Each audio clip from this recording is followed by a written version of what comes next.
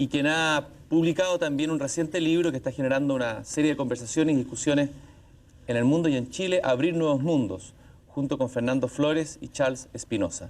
Muchas gracias, señor Dreyfus, por estar aquí en La Belleza de Pensar y muy bienvenido a Chile. Thanks for inviting me. No puedo dejar de aprovechar la oportunidad de preguntarle a un filósofo sobre este tema de la separación de la poesía y la filosofía. Pareciera que ha sido al revés de lo que dijo Platón en la historia de Occidente, que justamente por el hecho de haber expulsado a la poesía de la República, por haber expulsado lo lírico, ha reinado el dolor en estos 2500 años de historia de Occidente. ¿Qué piensa usted de eso? Well, there's something true about that. I think Nietzsche was the first. Sí, hay algo verdadero sobre esto. Creo que fue Nietzsche quien dijo primero que la búsqueda de la racionalidad y la verdad perdió algo absolutamente esencial. ¿Y cuál habrá sido esa pérdida? Bueno, no solo sentimientos, que era lo que pensaba Platón, y emociones internas, excitación, estados internos. Lo que se ha perdido es algo sobre la comprensión de los estados de ánimo, comprensión sobre lo relacionado con el mundo, que se pone en sintonía con el estilo de las cosas. Algo que la poesía es capaz de hacer y la razón no es capaz de hacer. Esa es la mitad del problema. La otra mitad es cuando Platón habla sobre la razón. Él piensa que la razón aprende la realidad y entonces hay una visión de la verdad aquí que corresponde a lo que el mundo realmente es. Bueno, seguramente no hay una sola manera en que el mundo verdaderamente es, pero hay variadas interpretaciones sobre cómo el mundo es que van más allá de estos distintos estados de ánimo, como lo maravilloso. Y si usted reniega del estado de ánimo y proclama que hay una sola respuesta correcta, se pierde todas las preguntas sobre los mundos revelados, que es lo importante. Heidegger no llegó quizás demasiado tarde para solucionar este problema radical del pensamiento occidental. Quiero decir, ¿no está ya la filosofía de alguna manera muerta, haya muerto? Bueno, la filosofía puede estar muerta si es que por filosofía entiendes la racionalización de Platón sobre la naturaleza de la realidad, porque esto sí fue lo que duró 2000 años y son muchas y distintas propuestas. Hoy en día, partiendo con Nietzsche y culminando con Heidegger, las personas, los filósofos, empezaron a ver que realmente esto es un error. Y si la filosofía iguala a la metafísica, ahí ya empezamos a tener respuestas de la realidad y quizás este pensamiento antiguo ya pasó.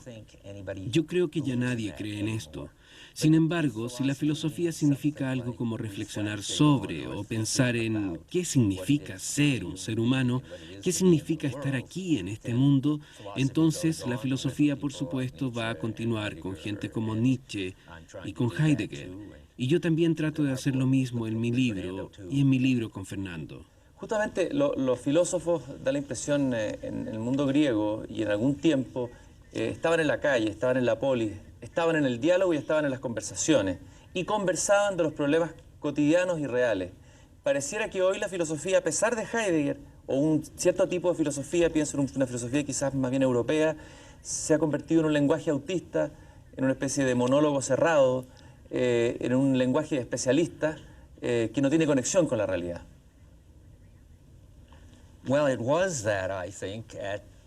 Eso fue así, creo, hasta Nietzsche, quien realmente es la fuente de donde surgió todo, y Heidegger, y aún sigue siendo en cierta rama de la filosofía analítica en los Estados Unidos, y presumo que también en filósofos europeos.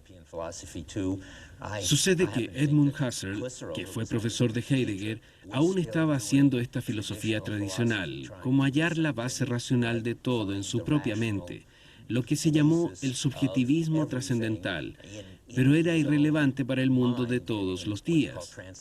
Pero parcialmente, gracias a Heidegger, quien pensaba que sí tenía una cierta relevancia, y esta es una idea compleja porque decía que no encontraba práctica a la filosofía, porque no da reglas de cómo actuar, no cambia nada en lo específico, pero sí es extremadamente poderosa porque cambia toda la manera de entender lo que significa ser un hombre y serlo en el mundo, estar presente aquí, Y esto sí puede ser práctico.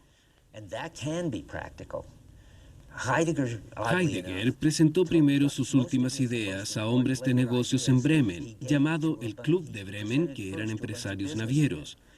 Heidegger decía que disfrutaba muchísimo más hablando con ellos que con sus colegas y estudiantes, porque ellos veían cuán relevante era para el mundo real e invitaban a Heidegger una y otra vez.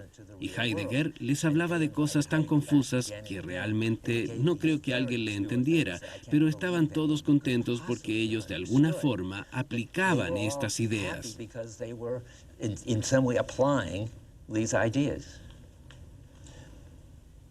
¿Y dónde tiene que estar hoy pensando que usted la filosofía en el mundo? ¿Cuáles son los lugares o los temas o las fronteras donde la filosofía debiera hoy estar pensando?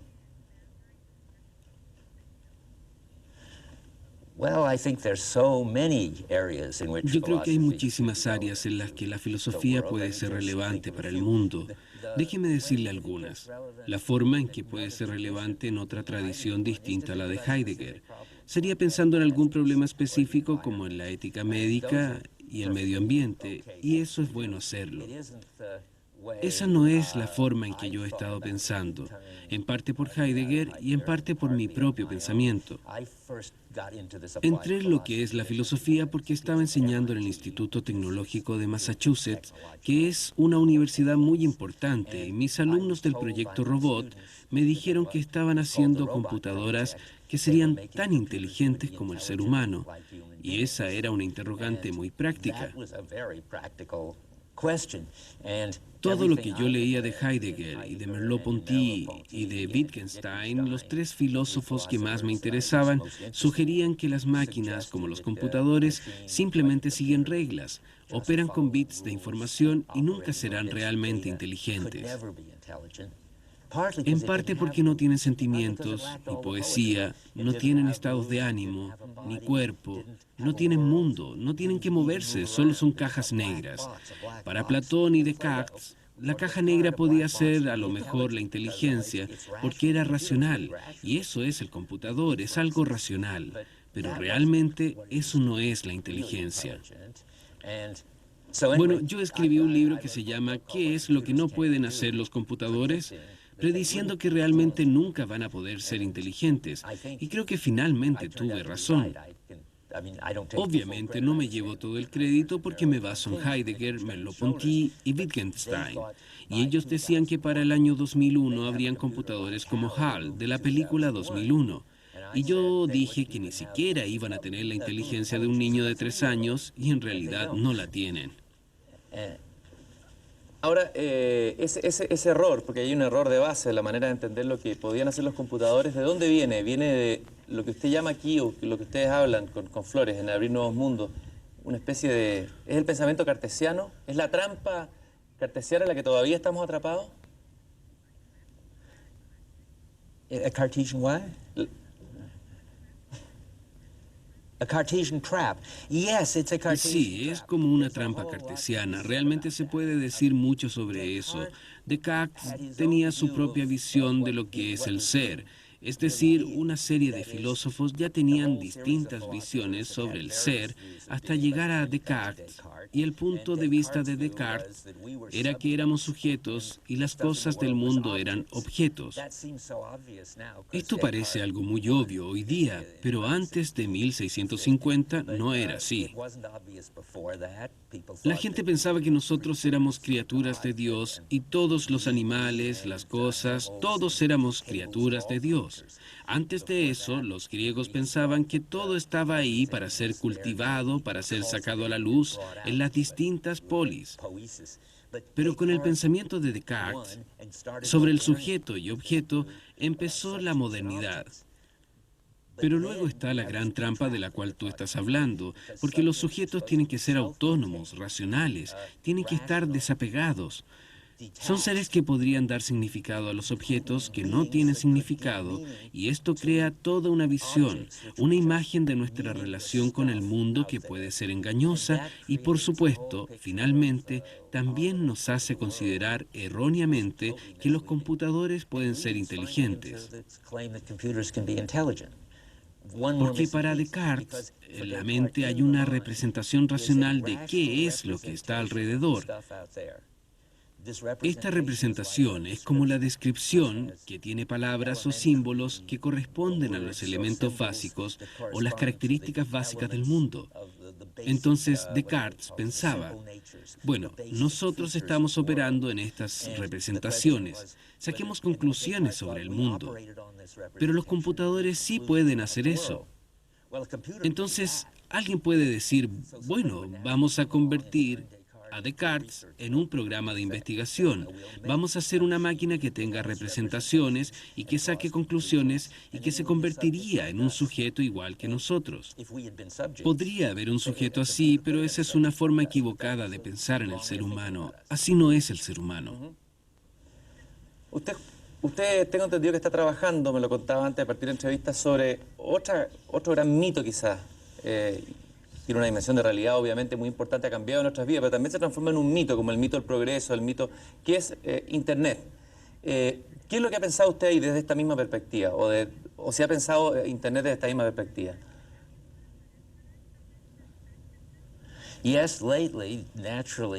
Sí, últimamente nosotros estamos tratando de hacer filosofía aplicada, como yo la llamaría. Me interesé en lo que es Internet, ver lo que esto significa para las personas, cómo la gente puede vivir cada vez más relacionada con Internet. Pero antes quiero terminar con Descartes, porque hay una diferencia. El problema con Descartes es que no tiene ninguna noción de lo que es estar en el mundo. El sujeto es autónomo, hay un mundo allá afuera y hay una conexión muy estrecha entre ellos dos, y el sujeto puede existir sin mundo, sin cuerpo. Bueno, Internet es otra etapa, es otro paso en la misma dirección. Hay gente que realmente me llamaba mucho la atención, gente que los llamo los extrofians, digamos que tienen un mundo aparte, en el Instituto Tecnológico y también en todo el mundo, porque existen a través de Internet. Su visión es que el cuerpo es irrelevante, y gracias a Internet se sacan de encima este problema de lo que son los límites, las fronteras, y pueden salir mucho más allá. Pueden incluso ver lo que está en el universo de las redes, pueden operar a la distancia con robots y saber cuándo sembrar una semilla, cómo regarla. Incluso pueden chatear a través de la red con quien deseen, en cualquier parte del mundo, sobre estos telejardines.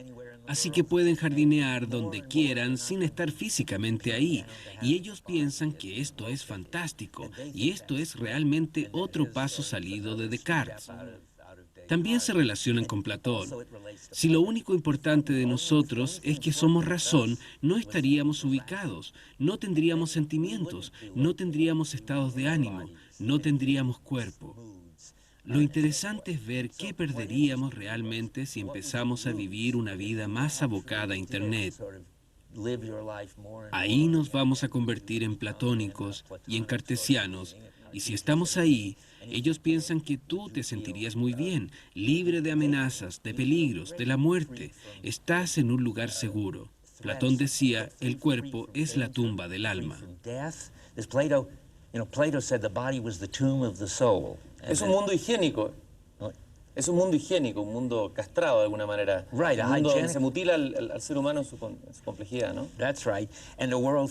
Sí, un mundo libre de riesgos, de muerte, de humillación y de todo lo que uno obtiene a través de la interacción con otras personas y las cosas.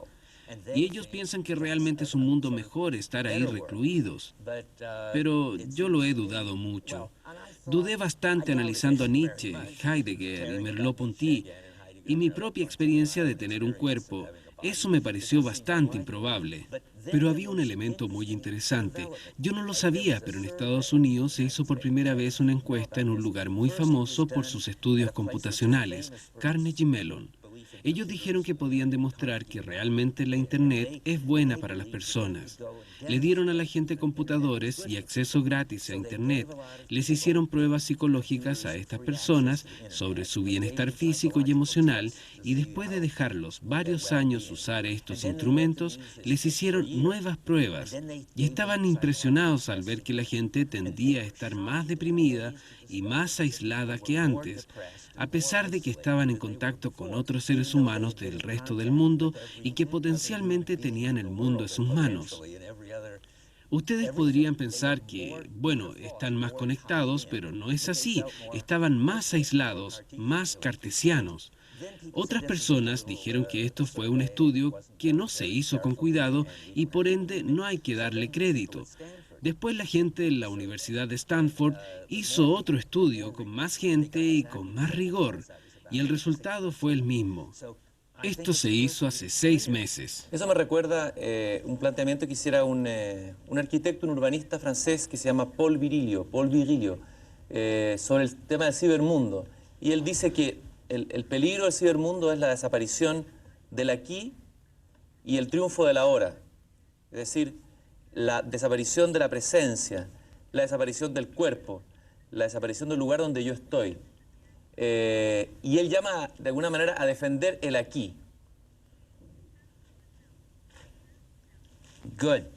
Bien. Heidegger fue el primero que empezó a hablar así. Lo que estaba desapareciendo con la tecnología es la diferencia entre lo cercano y lo lejano. Y la diferencia es lo importante porque estás involucrado con lo que te es cercano, con tu gente, tu medio, donde tú haces la diferencia ya que estás involucrado con todo.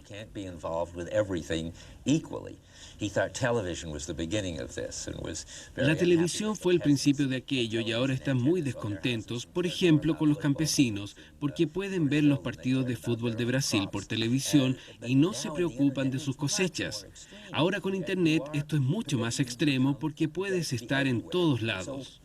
Entonces lo que trato de hacer en este libro es pensar y ver ¿cuál es el eslabón que está faltando cuando entregas tu cuerpo y comienzas a vivir por Internet? Y no deberíamos entrar en detalles, pero se me vienen 4 cosas a la mente. ¿Y cuál sería ese eslabón? Hay 4 cosas que faltan. Los problemas más inmediatos de la Internet son la relevancia, y es que realmente no se puede hacer una distinción entre la gran cantidad de datos. Ahora hay 1.000 millones de páginas web y crecen de manera vertiginosa, millones todos los días. Y las empresas de recuperación de información como Yahoo y otros motores de búsqueda que tenemos en Internet saben que apenas pueden recibir un 20 o 30%. Peor aún es que uno a veces pierde lo que es relevante cuando busca algo y recibe más basura de lo que uno quiere realmente. Pienso que la relevancia depende de tener nuestros sentidos, de tener un cuerpo, de nuestras preocupaciones propias, de lo que queremos. Si uno deja esas cosas afuera, ya no son relevantes. Y por supuesto, se tiene que usar una correlación formal estadística y eso no funciona. Por eso se pierde la relevancia. También pienso que para adquirir habilidades uno tiene que cometer errores y sufrir para poder aprender de las cosas que no funcionan y después hacer otro intento exitoso y sentirse bien al respecto. En educación, en todos los niveles, debemos tratar y cometer errores para poder crecer. Pero en Internet todo es demasiado seguro. Ahí los errores son virtuales, así que no tienes por qué sentirte mal ni bien. Tú no hiciste nada. Esto lo conecto con una reflexión que aparece aquí en este libro, justamente cuando se habla de Internet y que tiene que ver con una suerte de esquizofrenia en relación a la identidad. Pareciera que lo que alienta esta dimensión o esta posibilidad del mundo al que vamos es justamente la esquizofrenia, a la pérdida completa de la identidad, a la posibilidad de que uno puede cambiar de identidad, puede trasvestirse innumerables veces. Me gustaría saber, a pesar de que este es un libro optimista, y usted tiene una visión pesimista de esta visión de la tecnología, ¿cuál es la alternativa ante ese mundo, digamos, virtual, este mundo que heredamos de Descartes y de Platón, este mundo desligado del cuerpo, desligado a la realidad, desligado del aquí? ¿En este libro se plantea de alguna manera una alternativa a eso? Sí, yo creo que la alternativa va a ser en parte darle relevancia al cuerpo y lo otro importante es tener una identidad. Eso significa tener un significado en la vida, tener tu mundo propio, saber diferenciar que el bien y el mal importan, que lo que se pierde no es virtual. ¿Y cómo llegas ahí, a esa realidad? La primera etapa es un filósofo, Kierkegaard, que fue el primero en ver que realmente había algo que se perdía. Lo decía refiriéndose a la prensa. Decía que la prensa sería realmente el fin del mundo occidental, el final de la religión.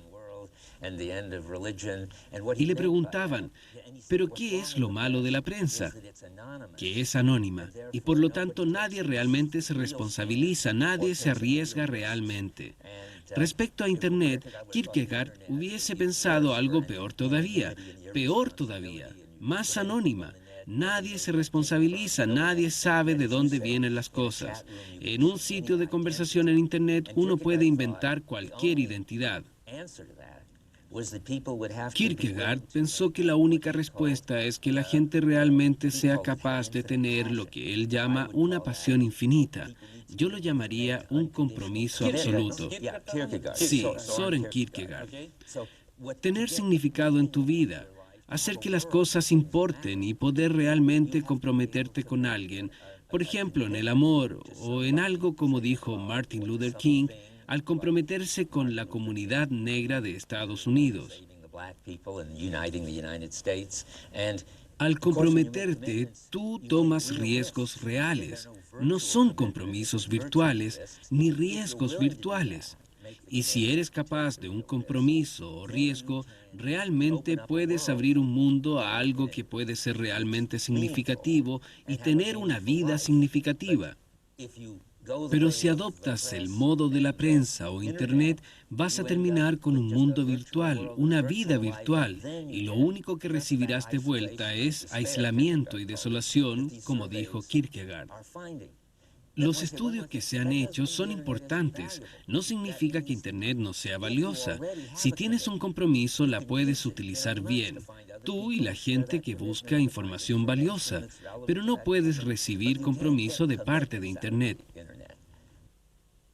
A propósito de Kierkegaard, da la impresión de que todo lo que usted planteando tiene que ver con lo que Kierkegaard de alguna manera anunciaba, que es el peligro del nihilismo. Bueno, Kierkegaard y también Heidegger, ¿no? En el sentido de que, de alguna manera, lo que plantea Kierkegaard, la filosofía propagó el nihilismo, ¿no?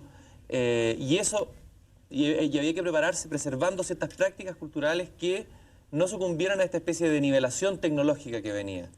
Hablemos un poco del nihilismo. Nihilismo que ya fue profetizado por Kierkegaard, por Nietzsche, por Dostoyevsky también, que yo sé que a usted le gusta mucho Dostoyevsky. Nietzsche, por ejemplo, lo inició. Yo estaba hablando de nihilismo sin usar la palabra propiamente tal. El nihilismo es cuando nada te importa. En el lenguaje de Kierkegaard, cuando no hay diferencia cualitativa, todo es igual. Entonces es cuando nada tiene autoridad en tu vida. Y para decirlo de una manera extremista, que no vale la pena sacrificarse por nada, morir por nadie, vivir por nada, y vuelves a este aislamiento, que Kierkegaard llamó desolación. Y la solución que Kierkegaard en parte pensó es tener este compromiso total con alguien, con alguna causa. El problema con esto es que Kierkegaard es mucho más aislado. No era cartesiano porque, por lo menos él, se relacionaba con algo fuera de sí mismo. El amor romántico era su gran ejemplo, y esto solamente requiere que yo u otra persona sepa, o simplemente yo lo sepa, que siente ese amor por esa mujer llamada Regina que vio en un café y que tenía un compromiso incondicional hacia ella, incluso antes de dirigirle la palabra. Pero eso obviamente no está correcto. Uno lo ve en el ejemplo de Martin Luther King. Fernando y yo estuvimos hablando sobre esto en nuestro libro Abriendo Nuevos Mundos. Lo interesante es que cuando uno tiene un compromiso, tiene que hacer que las otras personas lo entiendan, lo respeten y lo tomen de manera seria. Que estén contigo, que se involucre. Solamente en ese momento va a ser real para ti y para ellos. Y más importante aún, puedes cambiar el mundo entero si quieres, tal como cambió Martin Luther King el mundo de las relaciones interraciales y de la justicia en los Estados Unidos. Entonces Kierkegaard es un escalón y la visión de Heidegger sobre el mundo es un escalón. Kierkegaard no pensaba sobre cómo sería ser un mundo. Por otro lado, Heidegger estaba buscando la estructura general de los mundos. Con respecto a la contribución de Fernando, es que existen lo que yo llamo cuando enseño los mundos locales. El mundo de los negocios, el del teatro, el doméstico, el mundo de las relaciones, y que uno puede cambiar esos mundos si tiene el compromiso y si uno quiere que otras personas lo compartan. Y allí estamos fuera del nihilismo, porque hay mundos que realmente tienen distinciones que te importan tanto a ti como a otras personas si se pueden compartir. Y se puede compartir incluso este compromiso.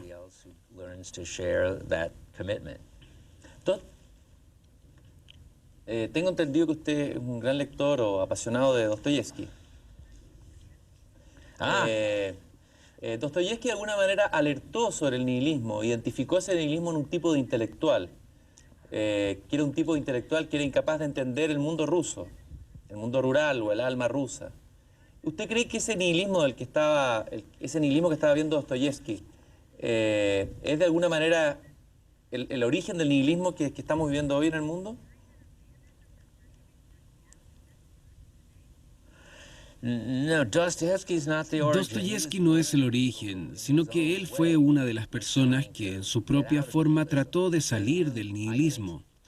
Yo doy un curso que se llama De dioses a dioses y de vuelta, y hubo un momento en el que el mundo era politeísta y que había muchísimos dioses y muchísimas representaciones, el del amor y el erotismo, el de la guerra y todo lo agresivo, y todos tenían un significado, hasta que todo se va unificando y llegamos a un solo Dios, el Dios cristiano que combina la visión de los filósofos sobre la existencia de una realidad y la visión de que hubo un creador de esta realidad. Cuando comienza el nihilismo, lo primero que ocurre es que la gente empieza a dudar del cristianismo como una manera de explicarse el funcionamiento del mundo y la ciencia se convierte en un gran peligro. Entonces, lo que pasa con Kierkegaard y Dostoyevsky es que tratan de salvarnos del nihilismo a través de salvar el cristianismo y que no entre en conflicto con la física y la química.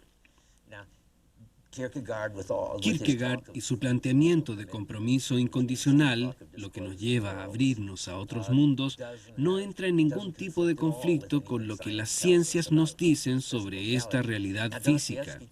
Y Dostoyevsky también. Me encantan los hermanos Karamazov de Dostoyevsky y lo enseño año por medio en la universidad. Y él dijo explícitamente, quiero salvar el significado frente a la física y a la química. Y su manera es, toma los sacramentos cristianos, les da un significado.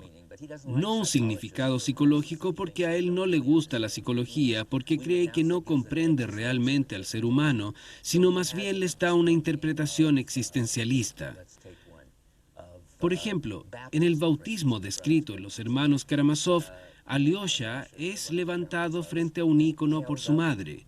Él recuerda aquello toda su vida, y él, cuando perdió esto, ya ni siquiera recordaba quién era realmente él. Es una visión existencialista del bautismo.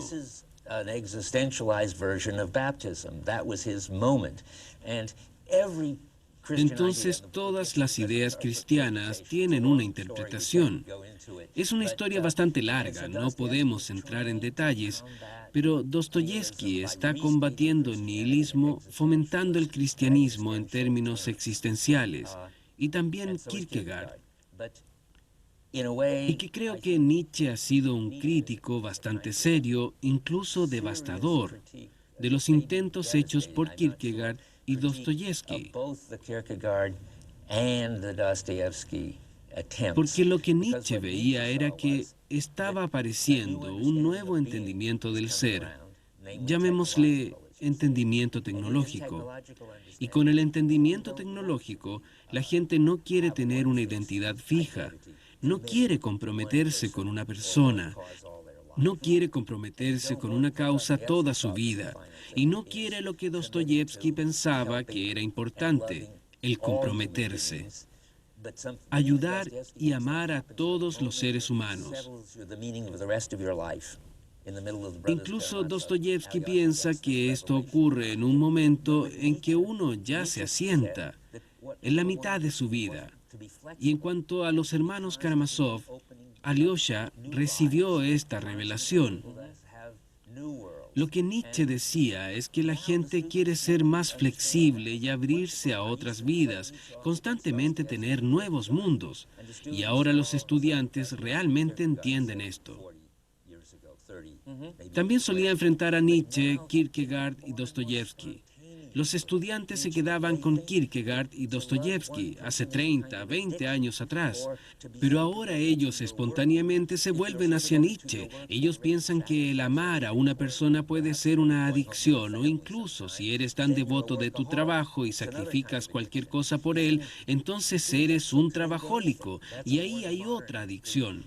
No hay que estar tan comprometidos con nada. Esa es la idea moderna. Entonces algo está ocurriendo y los filósofos hablan de un mundo postmoderno, si es que Descartes es moderno, con sujeto, objeto, con identidad estables y con cosas estables. Ahora nosotros tenemos estas identidades flexibles y los objetos tampoco son estables.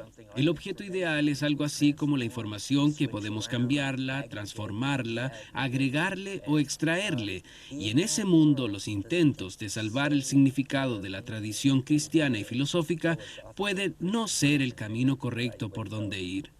En este libro justamente ustedes plantean un concepto, o se comprometen con un concepto, con una idea fuerza, que es el hacer historia. Y me gustaría saber de dónde viene ese hacer historia, cuál es el origen. Ustedes plantean ahí que nace con el monoteísmo, ¿no? Y qué es la práctica generalizada que hemos conocido los occidentales. ¿Qué significa? Creo que me explique esa idea de hacer historia y el origen de ella.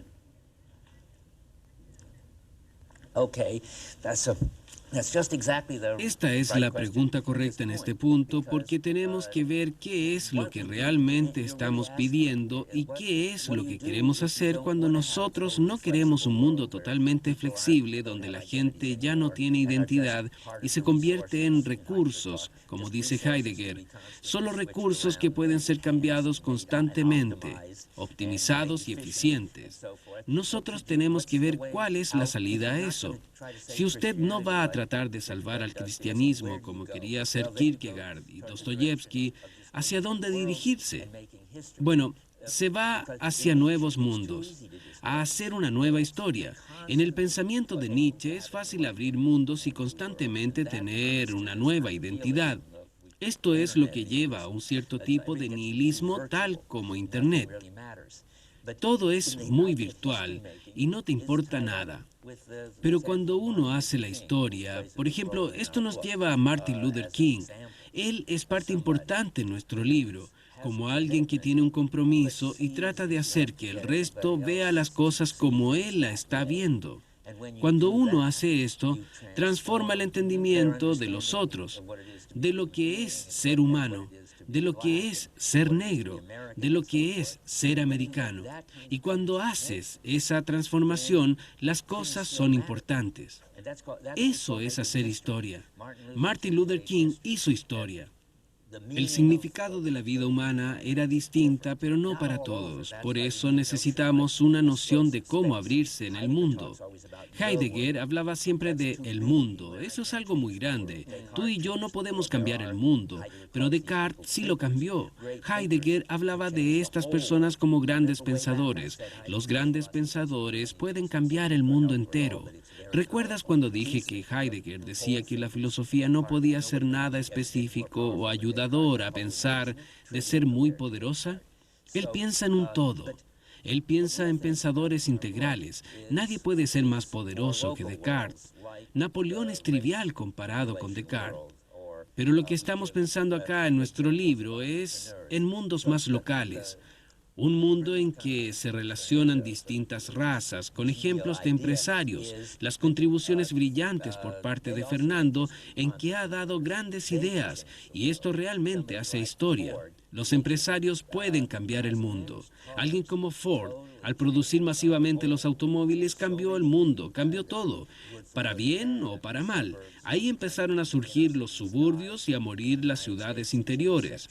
En Estados Unidos cambiaron las relaciones sexuales. Los jóvenes podían salir de casa y hacer el amor en sus autos. Hay distintos efectos colaterales extraños que uno no espera, como en este caso con la producción masiva en general. Ford hizo historia, pero un empresario tiene que hacer dos cosas, no solamente tener una idea y comprometerse con ella y sacrificarse por ella, sino que también hacer que la gente entienda el mundo de la forma en que él la entiende. Eso es lo importante. Esa es la primera sección del libro.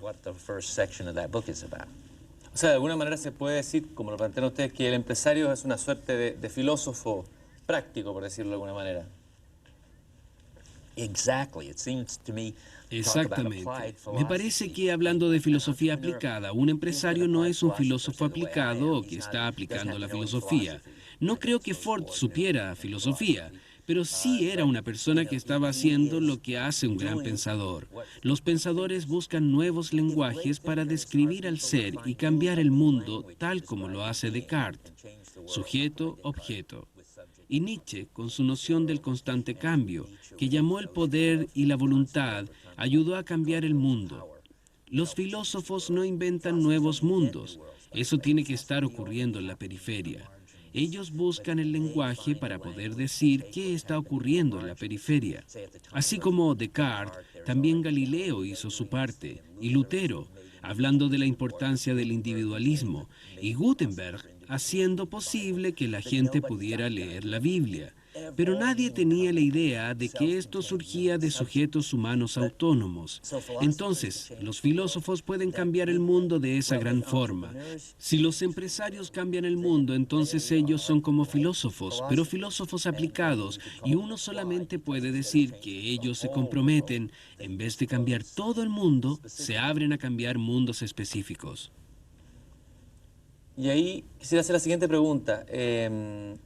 Heidegger, en una entrevista que le hizo, famosa entrevista en la revista Der Spiegel, una de las últimas entrevistas me parece, habla de que lo que tiene que hacer la filosofía hoy es preparar un mundo para la aparición de un nuevo Dios que vendrá. Es una afirmación bastante misteriosa. Hablamos de Dios y de los dioses. Hoy el mundo está despoblado de esos dioses o el Dios que pobló la tierra. ¿Se puede hacer historia sin la presencia de Dios y sin la presencia de esos dioses?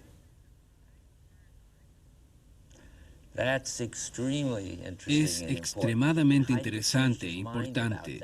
Y Heidegger cambió su forma de pensar con respecto a eso muchas veces. En un periodo en que nosotros partimos pensando sobre dioses, él pensó que puede haber un Dios a la vez en Occidente y quien quiera que fuera tenía que enfocarse en un entendimiento de lo que es el ser.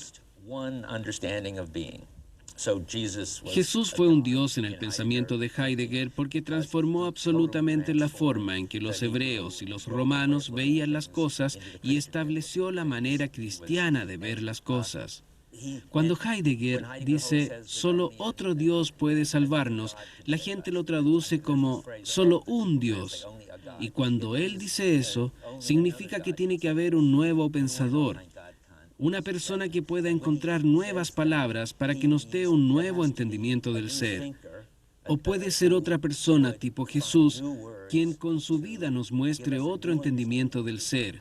O puede ser incluso algo que pueda hacer un mártir o un político, personas que realmente, dentro del idioma de Heidegger, nos den una nueva manera de ver y nos permitan tener una nueva verdad. Nos permiten abrir nuevos mundos, ventanas a nuevas verdades. Él creyó esto por un tiempo. Y después, tal como tú preguntaste, ¿tenemos que tener un solo Dios? Él dice no, y en realidad podemos hacerlo con una pluralidad de dioses, y uno se abre y tiene autoridad en ciertos mundos. Luego escribió sobre los dioses homéricos, y por ejemplo, cómo Afrodita nos hace brillar. Solamente nos muestra el aspecto erótico, como cuando Helena, que estaba felizmente casada con Menelao, se va con este atractivo forastero Paris, y nadie la culpa. Ella estaba actuando iluminada por Afrodita, Y cuando Aquiles lucha, lucha brillantemente, porque Hera estaba brillando en él. Esa es la forma de entender de Heidegger, que lo que realmente nos va a salvar es una pluralidad de dioses. Y para sacar un ejemplo un poco extraño, podríamos decir que hay gente que, a través de su propio estilo, abre una nueva manera de ver las cosas. Por ejemplo, Marilyn Monroe. Marilyn Monroe, sí. Para mí ella era una diosa. La gente decía que era una diosa. En el idioma de Heidegger sí fue una diosa porque brillaba con su propia luz. Las mujeres se veían en ella y se entendían mucho mejor. Y las relaciones entre hombres y mujeres cambiaron. Las películas de los años 40 ahora se ven como extrañas, en otro estilo. Ella lo impuso, lo encarnó. Y cuando tenemos gente así, eso da un significado, y es un significado real en el mundo cuando ella brillaba. En el submundo, como las relaciones sexuales, por ejemplo. En el submundo, Después Heidegger fue un poco más plural y finalmente habla sobre el hecho de que incluso tomar vino en la Selva Negra con tus amigos realmente es un mundo. Tener una cena y que salga bien, eso es un mundo. Y nos ayuda a nosotros a ver el mundo. Para tener un mundo, hay que tener equipos.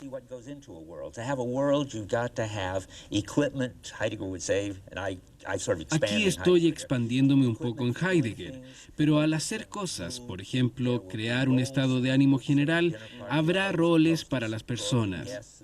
Por ejemplo, en una cena está el cocinero, está el anfitrión, está la gente que asiste. Es todo un mundo.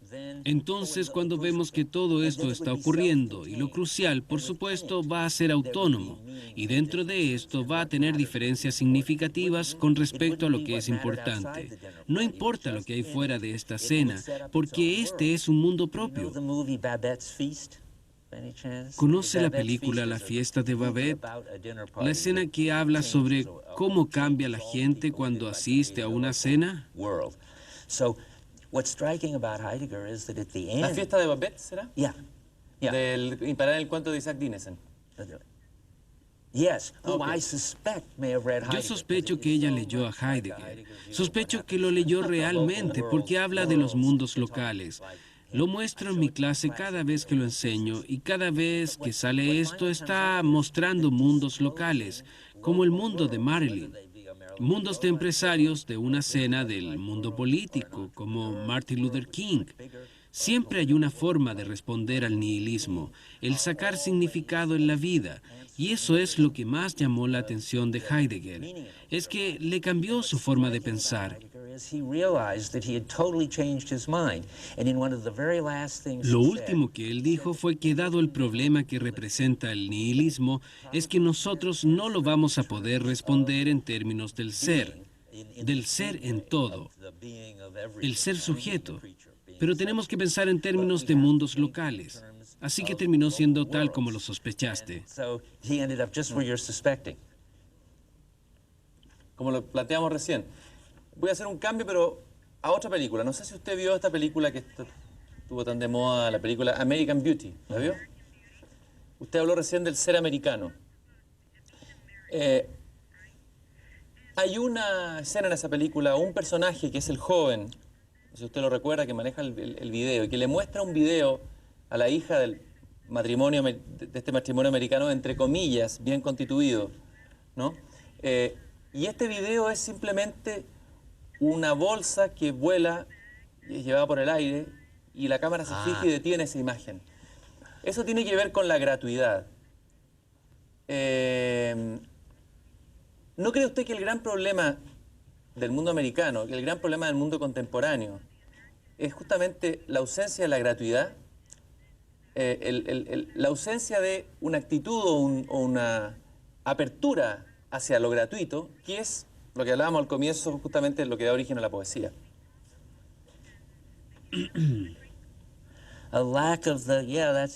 Sí, esa falta de sentido de apertura, eso sí se perdió cuando nosotros convertimos la poesía en filosofía.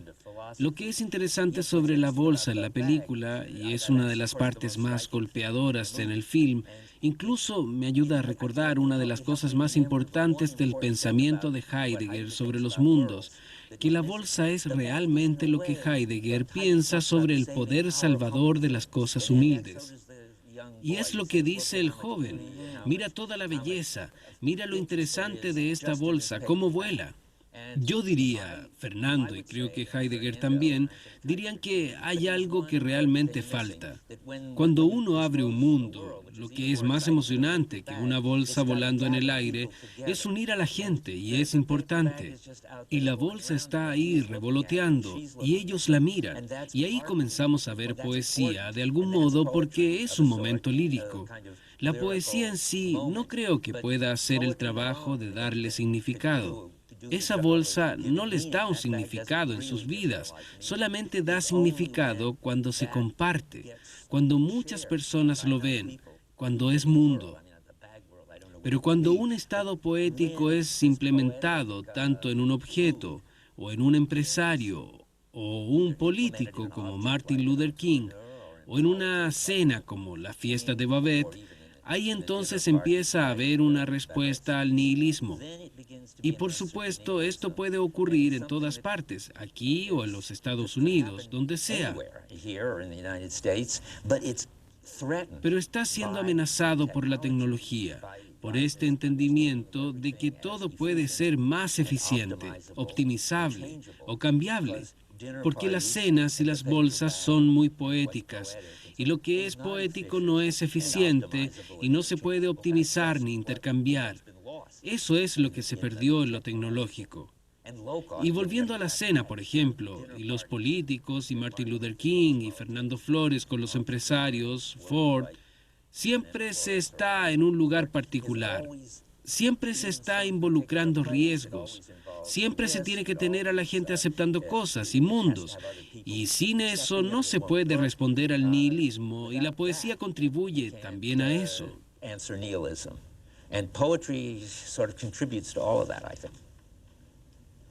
Quisiera que me ir un poco a la anécdota o a la historia personal. Fernando Flores es para muchos de nosotros casi una leyenda, ¿no? En Chile. Es la imagen de un chileno que salió de aquí en un momento muy difícil en la historia y en su historia personal, y que logró construir un mundo fuera de Chile, ¿no? Y que vuelve ahora con este libro.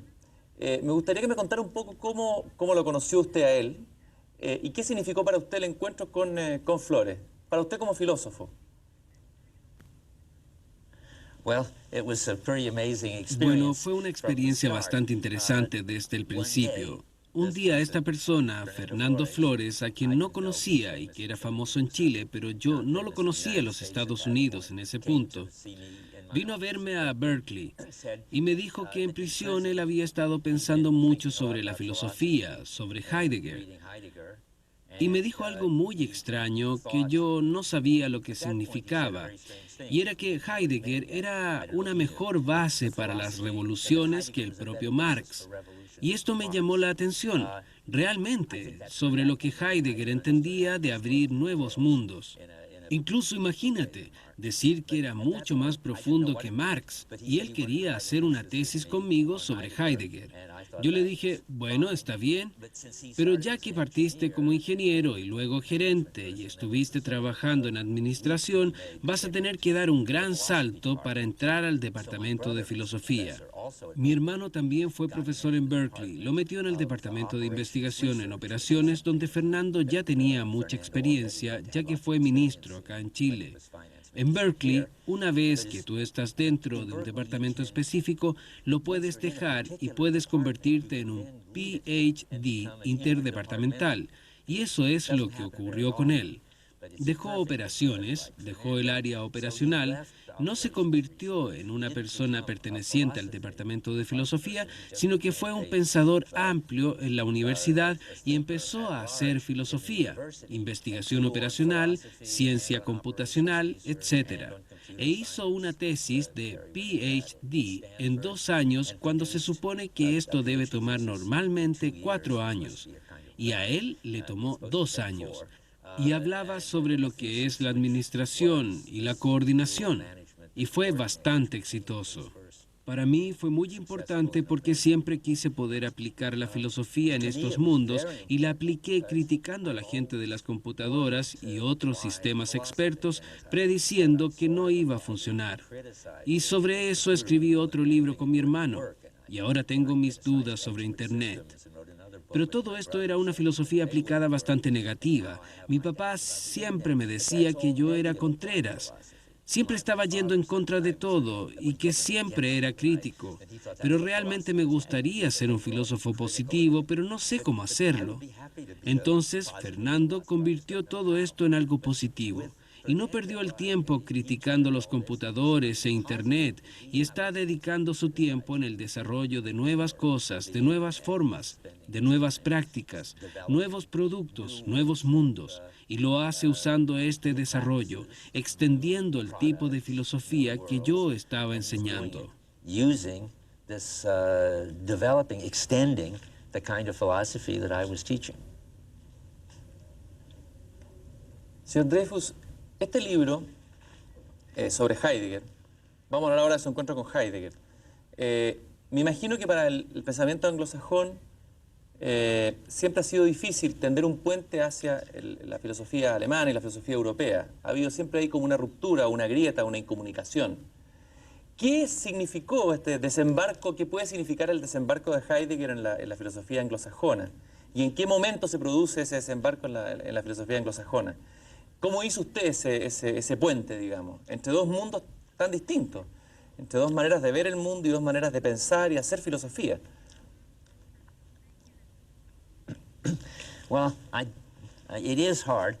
Es difícil y si lo hubiese pensado realmente no lo hubiese podido hacer porque realmente es una brecha muy profunda. La gente en Inglaterra decía que Heidegger era loco, era peligroso y realmente no se quería contar con él. Nosotros seguíamos en lo platónico. Éramos filósofos analíticos, no racionales. Y yo también era un filósofo analítico. En Harvard, sin embargo, estaba muy interesado en un profesor muy importante y teníamos una reunión con este profesor para discutir Heidegger y Merleau-Ponty, que incluso no lo podían enseñar en la universidad porque pensaban que era loco, era una locura. Así que empecé a asistir a esas charlas en su casa, pero no veía la conexión en el mundo analítico y de Heidegger, porque la conexión es Husserl. La fenomenología de Husserl es muy analítica, solo los filósofos analíticos lo entienden. Heidegger es un crítico radical de Husserl, pero sigue estando conectado. Entonces podría empezar a juntarlos de esa manera. Pero esto fue por accidente. Si yo no hubiese estado enseñando en el Instituto Tecnológico de Massachusetts, si no hubiese tenido a esa gente de computación conmigo, creo que nunca hubiese tenido éxito en juntar estas dos áreas, Heidegger y los analíticos. ¿Qué ocurrió? Que teníamos una filosofía analítica muy interesante, la filosofía de la mente, y una nueva forma de psicología, la ciencia cognitiva, basándonos en la idea que nosotros podríamos ser computadores. Ya estaba en la filosofía de Hobbes, que decía que razonar era calcular, y por supuesto con la teoría representacional de Descartes.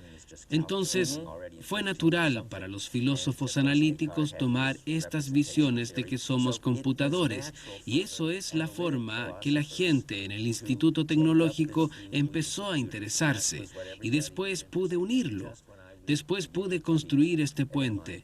No logré hacer concordar a ellos y a Heidegger, pero traje a Heidegger como el crítico más devastador de esta creencia tardía cartesiana de que nosotros somos computadores, que somos sistemas físicos de símbolos y las computadoras también lo son, y que todo lo que había que hacer era entender cómo funcionaban las representaciones en este sistema simbólico y entenderíamos la mente. Noam Chomsky era uno de los grandes héroes en el instituto al calcular, por ejemplo, la gramática, analizar la gramática. Entonces Heidegger era el mejor crítico. A ver, digamos que al interactuar, si yo estoy tomando un vaso de agua, yo no soy un sujeto que está lidiando con un objeto. Yo no tengo una representación en mi mente de qué significa. Y Merleau-Ponty dice, bueno, mi cuerpo es un espacio objetivo, no tengo que verlo. El computador va a tener que resolver realmente el problema si es que uno tiene la mano para tomar el vaso o no. Lo que es la coordinación visual y motriz tenía que resolver dónde está la mano en un espacio objetivo. Y si está ahí, ¿qué tengo que hacer para llegar al vaso?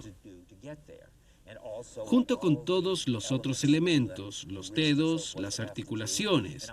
Y si empiezo a pensar en eso, jamás voy a llegar a tomarme el vaso de agua.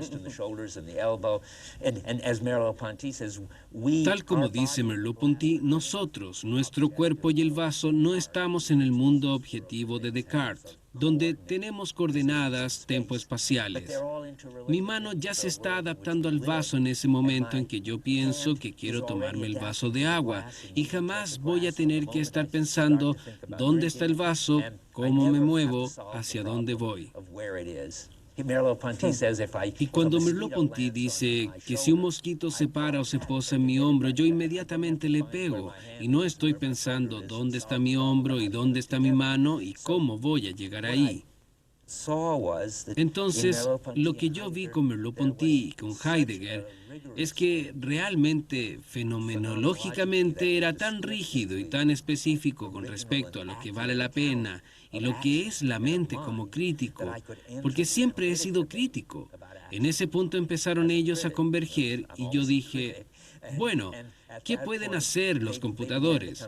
Yo dije, esta es mi misión en el mundo. Tratar de unir estos dos mundos, y ahora tengo muchos estudiantes que están enseñando en distintas universidades occidentales y continúan con esta idea. Tengo uno que lo está haciendo de manera positiva, menos mal, y que está realmente mostrando los problemas en la filosofía analítica, y esto puede ser resuelto bajo sus términos, y también bajo la visión de Merleau-Ponty y las percepciones que ellos tenían. Una vez que uno tiene eso, realmente tiene la verdadera fusión de los dos mundos. Charles Taylor es un filósofo muy famoso que unió esto. Taylor enseñó en Oxford y decía que la gente trataba de seguirle sus ideas, pero realmente no llegaban a la parte medular y siempre tenían problemas. Estos seguidores de Charles Taylor son filósofos muy importantes y demuestran cómo la filosofía continental puede resolver algunos problemas, y estaban muy interesados y querían dar seminarios en conjunto, y estos estudiantes realmente hacían la diferencia si uno se pregunta si se pueden unir estas dos tradiciones. Uno de ellos es Sean Kelly, que aún no es famoso y que recién fue contratado en Princeton, el mejor departamento de filosofía del país. Esto significa que los mejores estudiantes podrán aprender de Merleau-Ponty y de Heidegger, y vemos cómo lo podemos utilizar de manera que nunca lo habíamos pensado, y ahí termina. La oposición ya no existe. Quizás Heidegger ya estuvo presente antes en Estados Unidos justamente en la poesía. Se podría quizás buscar, por ejemplo, cómo en Whitman ya hay atisbos de un tipo de pensamiento que tiene que ver con estar aquí, con el cuerpo, con rescatar lo pequeño. Y en muchos otros escritores que han sido muy críticos de Estados Unidos, Henry Miller y otros tantos, ¿no?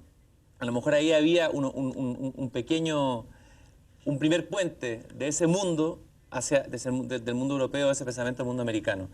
Yo quisiera terminar esta entrevista, señor Dreyfus, partiendo al comienzo. Platón expulsó a los poetas de la República.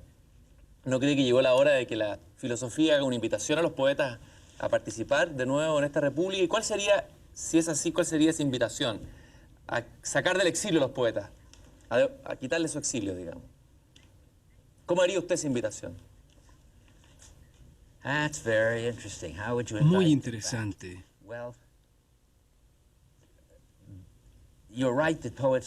¿Cómo los invitaríamos? ¿Cómo los llamaríamos de nuevo? Tienes razón, los poetas ya estaban abriendo mundos, y no solamente los poetas, sino los escritores, y entre ellos Los que más me gustan no son los que tú nombraste, Melville y Moby Dick, por ejemplo. Moby Dick es tan cercano a lo que es Heidegger y lo que yo enseño. La ballena era el ser y uno no puede realmente hacer una visión o tener una visión de la ballena siendo que ella puede ser la fuente de luz, las velas. Todo esto son seres, son mundos. Y como Melville, los poetas han sido sensibles a mucho de lo que Heidegger había planteado. Y así volvemos a lo que Platón dejó de lado. Melville es crítico de Platón y de los otros trascendentalistas y cristianos porque les faltaba este sentido del misterio del ser. Otro poeta americano, Walt Stevens, que escribe sobre cómo poner realmente un frasco arriba de un cerro y cómo convertirlo en el centro del mundo. ¿Cómo entonces puedes invitarlos a ellos a que vuelvan a este mundo siendo que ya están ahí? Lo único que te podría decir es lo que yo hago. Pueden haber mejores formas, mayores formas, enseñando a Dostoyevsky, enseñando a Moby Dick, mostrándole La fiesta de Babette y mostrándole otras películas que también tienen ese toque de poesía. No hago distinción entre poesía y filosofía, y eso es lo mismo que hacen mis estudiantes. Esto los invita de vuelta. Esto está atrayéndolos al mundo académico, no al mundo público, porque siempre han estado ahí. Incluso les ha ido mucho mejor a los poetas que a los filósofos. A Moby Dick le ha ido mejor que a cualquier otro libro de filosofía, sobre todo a un libro de Nietzsche, por ejemplo. Así que ellos solo se cuidan, no hay problemas con ellos. So they will take care of themselves, the poets. Bueno, yo conozco una persona aquí en Chile que sería muy interesante que usted invitara a conversar. Una persona que ha pensado y de la cual viene de alguna manera esta reflexión que yo hice al comienzo, una amiga mía, que usted por lo demás conoce, que se llama Tere Mate, que podría participar en este diálogo, este simposio de filósofos, reinvitando a los poetas a la República. Yo le agradezco mucho, señor Dreyfus, haber estado aquí. Y muy bienvenido a Chile y muchas gracias por este trabajo conjunto con Flores y con Espinosa y por este puente que usted ha hecho con este filósofo que yo quiero tanto que es Heidegger. Muchas gracias, señor Dreyfus, por esta conversación. You're welcome. It's a pleasure talking to you.